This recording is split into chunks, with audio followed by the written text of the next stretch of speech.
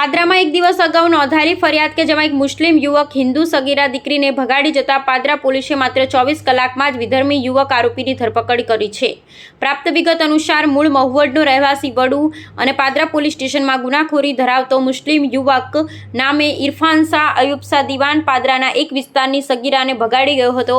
જોકે સમગ્ર મામલે સગીરાના પરિવારજનોએ પાદરા પોલીસ સ્ટેશનમાં 24 કલાક પહેલા ફરિયાદ નોંધાવી હતી અને પાદરા પોલીસ એક્ટિવ થઈ ગઈ હતી। સમગ્ર મામલે પાદરા પોલીસ વિભાગના પીઆઈ વીએ ચારણ અને પોલીસ સ્ટાફ દ્વારા 24 કલાકમાં વિધર્મી યુવકને પકડી દીકરી સાથે પાદરા પોલીસ સ્ટેશન ખાતે લઈ આવ્યા હતા અને પૂછપરછ હાથ ધરી હતી। ઉલ્લેખનીય છે કે અગાઉ જ્યારે વિધર્મી યુવક કોઈ સગીરાને ભગાડી જાય તેવા સમય દરમિયાન પાદરા પોલીસ વિભાગમાં જ અનેકવાર રજૂઆત કરવી પડતી હતી, પરંતુ આ ઘટનામાં પોલીસે કોઈ પણ ઢીલ મૂક્યા વિના જ આરોપીને પકડી કાયદેસરની કાર્યવાહી હાથ ધરી છે। પાદરા પોલીસે ઊંડાણપૂર્વક તપાસ હાથ ધરી છે, જેમાં આરોપીને મદદ કરનારા લોકો સામે પણ પોલીસે કાર્યવાહી હાથ ધરી છે।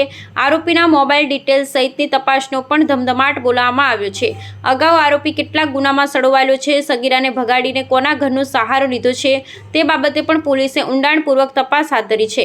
જોકે વિધર્મી યુવક સગીરાને ભગાડી જવાને મામલે પાદરા પોલીસે માત્ર ગણતરીના કલાકમાં વિધર્મી યુવકને જેલના સળિયા પાછળ મોકલી દેતા પાદરા પોલીસની કામગીરી પ્રશંસા થઈ રહી છે।